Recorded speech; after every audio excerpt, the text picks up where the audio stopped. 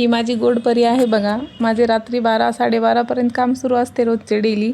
तरी 12:30पर्यंत माझी वाट बघत बसलेली असते.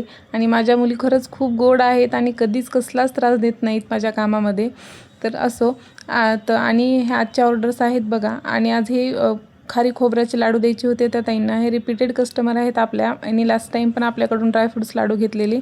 तर बघा हे खारी खोबऱ्याच्या लाडूमध्ये पण आपण सर्व ड्रायफ्रूट्स यूज करतो आणि स्वीटनेससाठी फक्त त्यात गुळ असतो. तर हे सर्व तुपामध्ये मस्त फ्राय करून घेतले आणि हिवाळ्यासाठी खूप उपयुक्त आहेत आणि खूप हेल्दी ऑप्शन आहे, लहान मुलांसाठी असो किंवा अडल्टसाठी असो. तर हे लाडू बनवायला घेतले आणि सर्व फ्रेश आयटम्स बनवून त्या ताईंना सकाळी 9 वाजता ऑर्डर डिलिवर्ड करायची होती, कारण नंतर वर्किंग डे असल्यामुळे त्या ताईंना ऑफिसला जायचं होतं. त्यामुळे मग रात्रीच बनवून ठेवले आणि मस्त असे फ्रेश लाडू बनवले आणि सकाळी ऑर्डर डिलिवर्ड केली. आणि मग नंतर दुसऱ्या ताईंची ऑर्डर होती, त्या ताईंना ड्रायफ्रूट्स लाडू, बेसन लाडू आणि भाजणी चकली द्यायची होती. तर बघा त्या ताईंना प्रेग्नेन्सीमध्ये हवे होते, तर पूर्ण प्रेग्नेन्सीमध्ये काळजी घेऊन म्हणजे त्या गोष्टींची.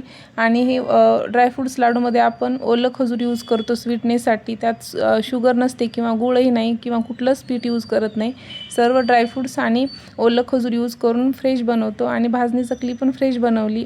ऑर्डर हाफ केजीची जरी असेल, कमीत कमी आपण हाफ केजीची ऑर्डर ॲक्सेप्ट करतो, तरी आपण सर्व फ्रेशच आयटम्स बनवतो. चकली फ्रेश बनवली, बेसन लाडू बनवले आणि ड्रायफ्रूट्स लाडूसुद्धा फ्रेश बनवले आणि त्याही ताईंना ऑर्डर डिलिवर्ड केली. तुम्हालाही अशी होममेड फराळ ऑर्डर करायचं असेल तर स्क्रीनवर दिलेल्या नंबरवर कॉल किंवा व्हॉट्सअप करा. थँक्यू.